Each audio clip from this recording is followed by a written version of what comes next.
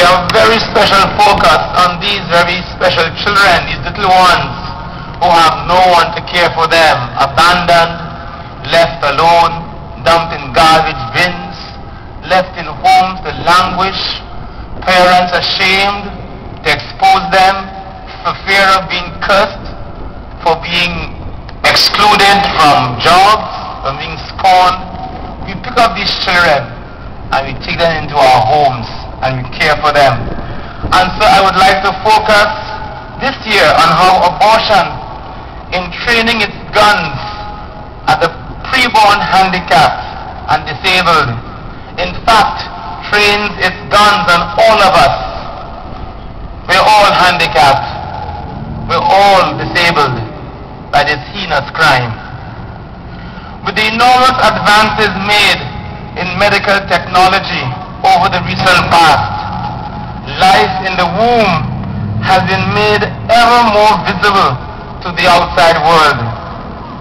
But paradoxically, this has not convinced the pro-abortionists and the pro-choice people that there is indeed vital human life in the womb, but has rendered the defective and handicapped preborns ever more vulnerable to the abortionist scalpels. And so all modern abortion law now includes a clause legalizing an abortion carried out for eugenic reasons. The clause containing the eugenic indication tends to be very short, very brief, and so many people probably don't look on it as one indication more or less. Many people look on it as one indication more or less of the same order as the others. But this is not so at all.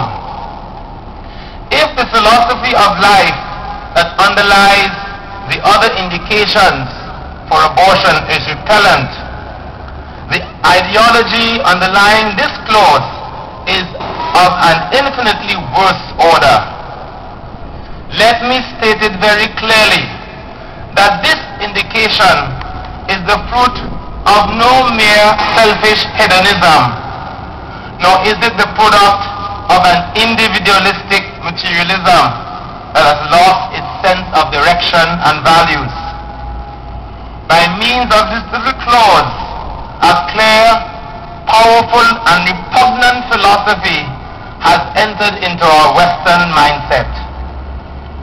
The philosophy, or rather ideology, of this clause of excising these defective fetuses from the wombs of their mothers is that of racial purity and has little or no essential difference from the abominable Hitlerian logic of World War II. For eugenicism, after all, simply means this: we don't want any inferior stock.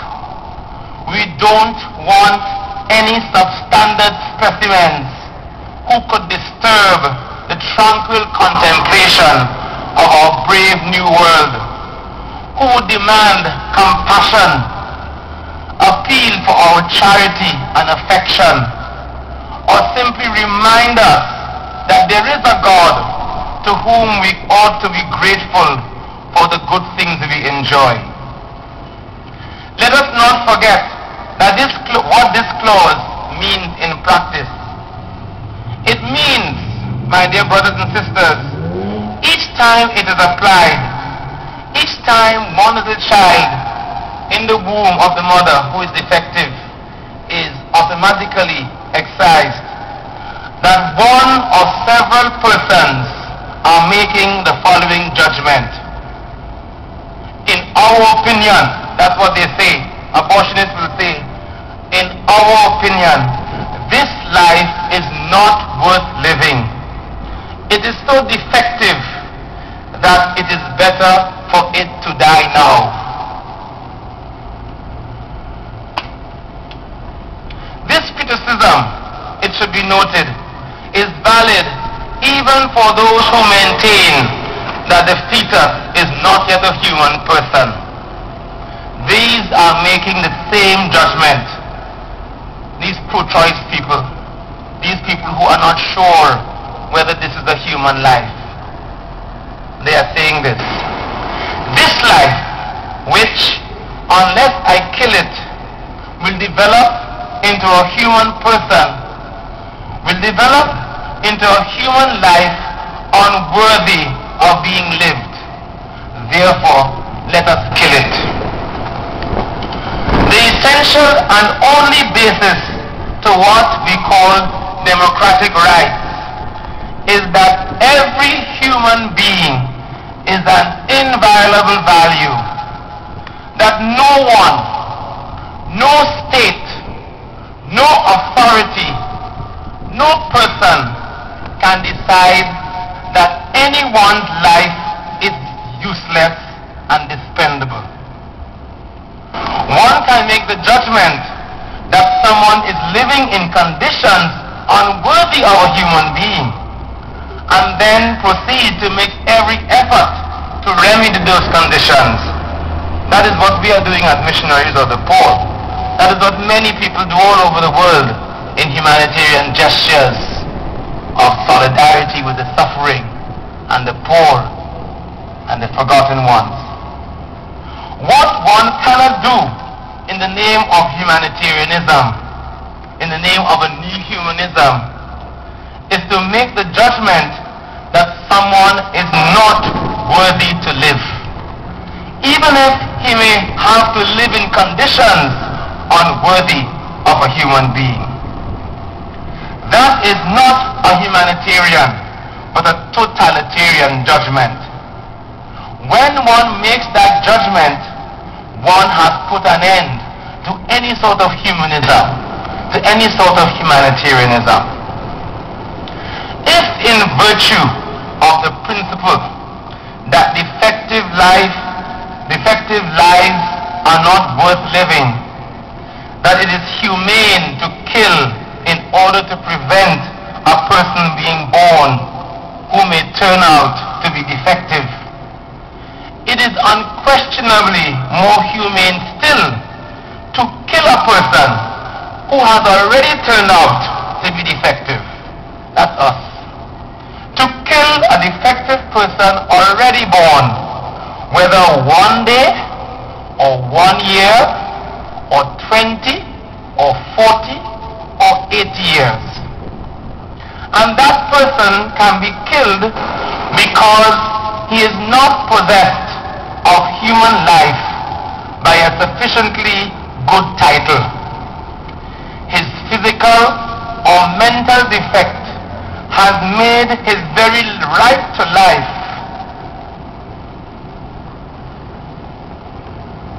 the code is pinching my fingers. Defective. He can be killed, not perhaps for the defect of being a Jew, as in Hitler's horrific pogroms of World War II, but for that of being crazy, or disabled, or chronically ill, with HIV/AIDS, with cancer, with TB, with any of our terminal diseases, or simply aged. The acceptance of eugenicist abortion means whether the public at large is aware of the fact or not. It means the acceptance not only of the principles underlying euthanasia, but of all the principles of the politics of racial or ethnic purity. The policy of the elimination of the unfit, of those unworthy of life, of those who do not measure up to the quality or standards laid down by the powers that be for the human stock. Welcome to a new Darwinism. Welcome to a new genocide. Abortion, tolerated or legalized, looked on with indifference or with tacit approval, represents an extreme of barbarity that is hard to surpass. One could well see in it a symbol of how our civilization seems hell-bent on destroying the very seeds of survival that it bears within itself. My dear brothers and sisters, what I've just said to you may be very dire. It seems very serious. It is a serious thing, isn't it? This business of abortion. But I'd like to leave with you a poem written many years ago by a priest in America, a priest called Father Flor McCarthy. I cut it out and I kept it for many decades, and I read it to you. It's called I Am the Unconceived, and it shows you a ray of hope about our children in the womb, conceived and even preconceived. Want of us, we responsible adults, we mothers and fathers, we pastors and brothers. It's called I Am the Unconceived. I am the unconceived. I am weaker than the weakest, lesser than the least. I am literally a nobody. I exist only in the mind of parents. Nevertheless, as I am convinced that one day I will exist, I will address myself to my future parents. I will be very honest with them. I will tell them frankly what I most desire from them and from life. My dear parents, I do not ask to be conceived and born into a rich family, only into a loving one. I'd rather be poor and loved than rich and lonely. I do not ask to be born into a mansion. All I ask is to be born into a home. The only poverty I feel is the poverty of people. I fear that you may conceive me, but that you will share nothing of yourselves with me, except the seeds from which my body will take its shape. I fear that you may invite me into your table, which, though well laden with food and drink, may lack the things that truly make life beautiful. Love, goodness, forgiveness, laughter, sharing. Of the goods of the earth, all I desire is enough to set my spirit free, so that I will have time to admire a setting sun and to listen to the singing of the birds. I do not want to be conceived merely because some contraceptive device fails, or as a result of a drunken embrace. Yet heaven preserve me from being a computer baby, a completely planned thing. Let there be some bit of mystery, of wonder, of surprise in my coming. I do not ask to be born perfect. All I ask is to be accepted of whatever I am when I arrive. Then, if it should happen that I arrive handicapped, my spirit will blossom in the rich soil of your love. But if I arrive whole and you reject me, I will grow up crippled in spirit.